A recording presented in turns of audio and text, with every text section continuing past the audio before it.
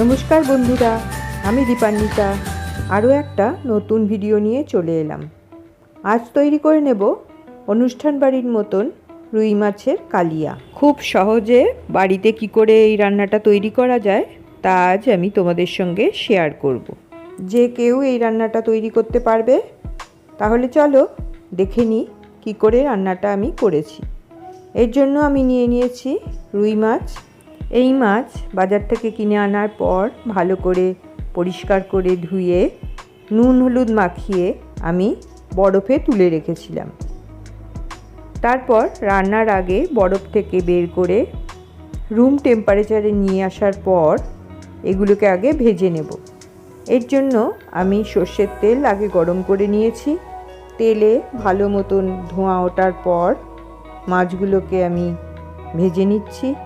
মাছের পিঠের দিকটা আগে আমি তেলে দিয়েছি।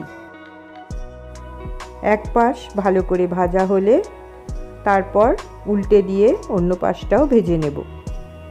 এইভাবে দুই পাশ লাল করে ভেজে নিয়ে আমি মাছগুলোকে তুলে রাখব।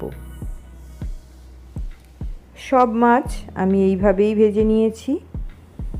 এবারে গ্রেভির জন্য একটা মশলা তৈরি করে নেব। নিয়ে নিয়েছি 3টে বড় সাইজের পেঁয়াজ আর বেশ কিছু কাঁচা লঙ্কা। যে যেরকম ঝাল পছন্দ করো সেই অনুযায়ী কাঁচা লঙ্কা নেবে। এবারে এটার একটা পেস্ট তৈরি করে নিয়েছি। এবারে যে তেলটা পড়ে আছে সেই তেলের মধ্যে আমি একটা বড় সাইজের পেঁয়াজ স্লাইস করে কেটে লাল লাল করে ভেজে নেব। এই পেঁয়াজ ভাজাটা রান্নার শেষে ব্যবহার করা যাবে। এই পেঁয়াজ ভাজাটা হয়ে গেছে, এটাকে তুলে আমি আলাদা করে রেখে দিচ্ছি। এবার পড়ে থাকা তেলের মধ্যে কিছু ফোড়ন দিয়ে নেব। নিয়েছি শুকনো লঙ্কা, তেজপাতা, এলাচ, লবঙ্গ, দালচিনি আর 1 চা চামচ গোটা জিরে। ফোড়নের সুন্দর গন্ধ বেরোলে এতে যে পেঁয়াজ আর কাঁচা লঙ্কার পেস্ট তৈরি করে রেখেছি সেটা দিয়ে দেব।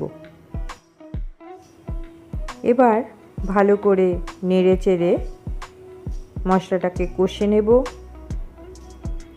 মশলাটা যাতে পুড়ে না যায় সেটা খেয়াল করতে হবে।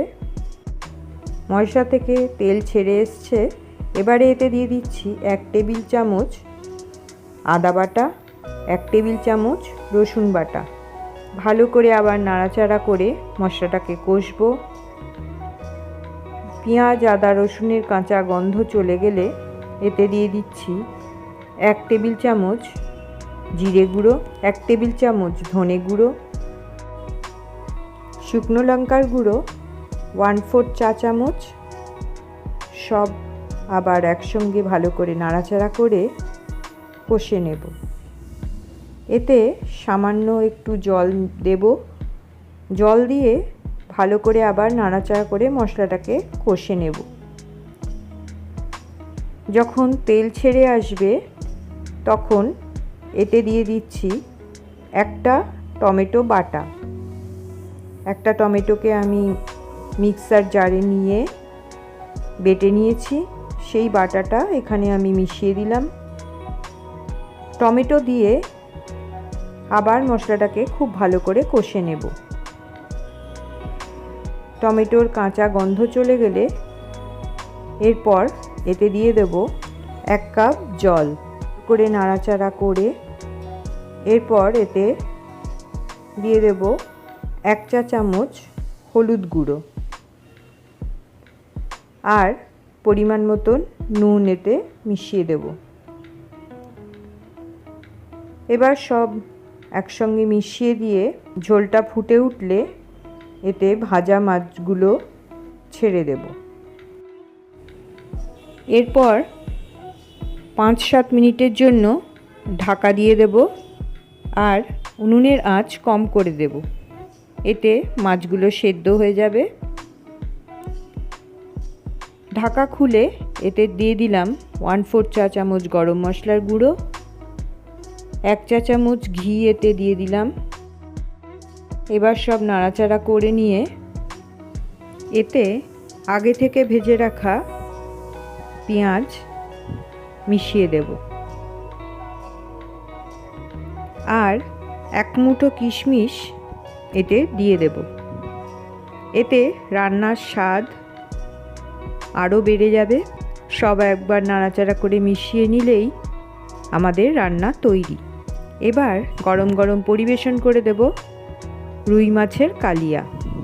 তাহলে বন্ধুরা দেখে নিলে কত সহজে এই রান্নাটা তৈরি করা যায়। যে কেউ বাড়িতে এই রান্নাটা তোমরা তৈরি করে নিতে পারবে। তাহলে আমার মতন তোমরাও বাড়িতে এই রান্নাটা একবার ট্রাই করো। আর ভালো লাগলে লাইক, শেয়ার অ্যান্ড সাবস্ক্রাইব করে আমার পাশে থেকো।